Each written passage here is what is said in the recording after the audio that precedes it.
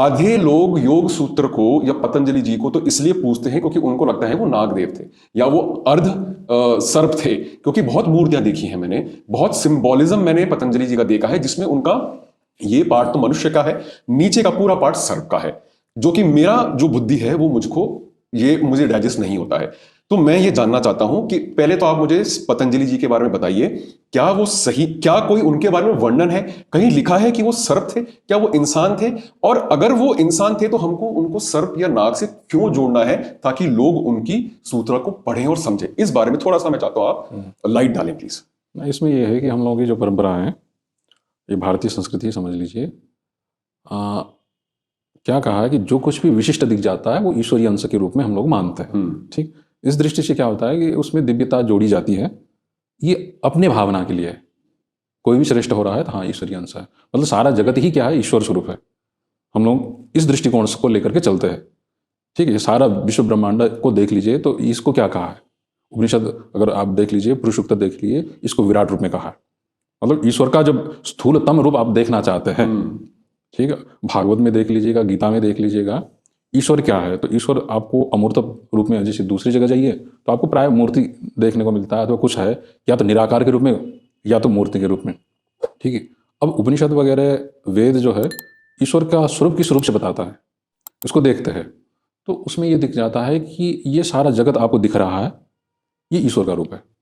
कौन सा रूप है? स्थूलतम, सबसे ज्यादा जड़ अगर रूप देखना होगा ईश्वर को तो ये जगत को देख लीजिएगा। ब्रह्मांड ही क्या है, ईश्वर का स्थूल शरीर है। ठीक, जैसे हम लोगों का ये शरीर है, और चूंकि हम लोगों की बुद्धि जो देख रहा है उसी के साथ जोड़ता है, तो चूंकि वेद कहा रहा कि ब्रह्मांड क्या है, ईश्वर का स्थूल शरीर है, तो शरीर, हम अपना शरीर देखते हैं तो हम लोगों का 2 हाथ है, 2 पैर है, बीच में धड़ है, सिर है, तो फिर ब्रह्मांड का भी वही आकार आपको फिर भावनात्मक रूप से वो कल्पना कर देते हैं। ठीक है, कि ब्रह्मांड भी इसी तरह से होगा। ठीक, ब्रह्मांड हो ना हो उससे दृष्टि नहीं है, ब्रह्मांडों की इस तरह से हम भावना कर लेते हैं। भावना करने का एक प्रयोजन है, उद्देश्य है, उसका एक सेपरेट आपको बात होगी। हाँ, तो फिर ये है कि सारे ब्रह्मांड ईश्वर के रूप है, तो सारे ब्रह्मांड दिमाग में आप कल्पना नहीं कर पाएंगे, देख नहीं पाएंगे, विचार नहीं कर पाएंगे, तो फिर क्या करेंगे? तो ब्रह्मांड में छोटे छोटे पदार्थ, कई अनंत पदार्थ है, तो यद् यद् विभूतिमत् सत्वम श्रीमद् ऊर्जितमेव, ये गीता में आता है। जो कुछ भी आपको विभूति ऐश्वर्य संपन्न दिखे, जो भी श्रेष्ठ उत्तम दिखे, वो सारे पदार्थ ईश्वर के रूप में आप भावना कर सकते हैं। आपके आसपास में जो कुछ भी सुंदर नदी है ईश्वर के रूप है, सुंदर वृक्ष है वो भी ईश्वर का रूप है, कोई विद्वान है वो भी ईश्वर का रूप है। इस तरह से मतलब जो कुछ भी रूप दिखता है ईश्वरीय रूप है। अब इसी केस में पतंजलि ऋषि आते हैं।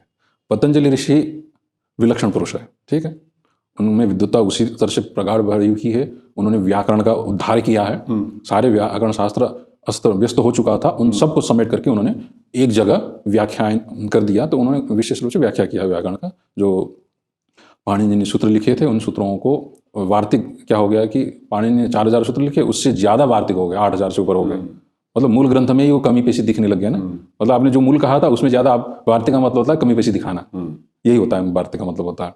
उक्ता अनुक्त दुरुक्ता नाम यत्र चिंता प्रवर्तित करके, कहे हुए, नहीं कहे हुए, बार बार कहे हुए अथवा गलत कहे हुए बातों को जहाँ विचार किया जाता है उसको वार्तिक बोलते हैं। तो अब ये हो गया कि 4000 से ज़्यादा, 8000, अब उससे ज़्यादा हो गए वार्तिक, तो मूल में हानि कमी दिखने लग गई। तो फिर उसके प्रति उतनी श्रद्धा नहीं लोगों की बनी रही। फिर पतंजलि ने फिर उस सूत्र का और वार्तिक का दोनों का समन्वय करके, मतलब अनावश्यक वार्तिक छांट दिया और सूत्र में ही जो काम चल जाता है, तो फालतू 4-4 से काम चल रहा है तो 8000 क्यों रटे करके उन्होंने कई सूत्रों को हटा दिया है, जो जो आवश्यक होगा उतने रख दिया। तो व्याकरण का ही उद्धार कर दिया।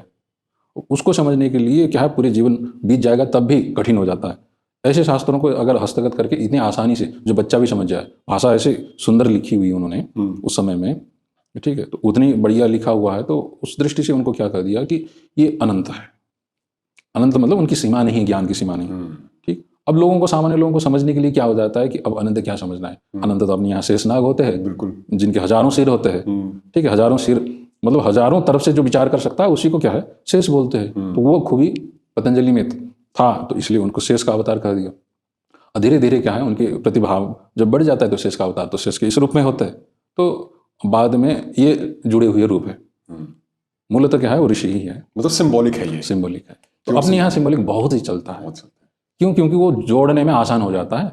सामान्य इंसान है तो क्या है, हाँ नाग है भाई, तो नाग है तो उनका विशेष रूप होगा तो फिर लोगों का उसमें आकर्षण हो जाता है। जैसे सिंबॉलिक रूप में हम लोग जुड़ा हुआ है, हम लोगों का दिमाग भी इस तरह से बना हुआ है, कुछ भी देख लेते हैं तो सबसे पहले हम उसमें पैटर्न ढूंढ लेते हैं। बिल्कुल ठीक, ऐसा ही लिखा होगा तो आप जैसे घोड़ा होता है ना, जिसमें क्या लगता है बावली होती है ना, बिल्कुल, तो उसमें से आप कुछ नहीं है, आप दिमाग में देख लेंगे ए क अक्षर उसमें जोड़ के देख लेंगे, नहीं भी लिखा उसने थोड़ी लिखा है, बिल्कुल, किंतु आप दिमाग इस तरह से काम करता है तो वो उसमें ढूंढ निकालता है। इसी तरह से ऋषियों में भी क्या है, शेषकारों को उन्होंने ढूंढ निकाला है। किसने निकाला है? तो हम लोगों के दिमाग ने ढूंढ निकाला है।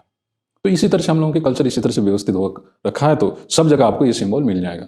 उसका प्रयोजन भी है, अगर नहीं समझे तो फिर वो दुराग्रह के रूप में परिणत हो जाता है, तो फिर बदलता भी रहता है। क्या किया? तो आप ये बोल रहे हैं कि थे तो वो ऋषि ही, मनुष्य ही थे, बट क्योंकि उनकी प्रॉपर्टीज इतनी ज्यादा इनफाइनाइट थी, अनंत थी, तो उनको सिंबोलिज्म के फॉर्म में हमने नाग या सर्प से या आदि शेषनाग से हमने जोड़ दिया है। सर्प कहने का मतलब सभी सर्प नहीं, विशेष करके शेषनाग।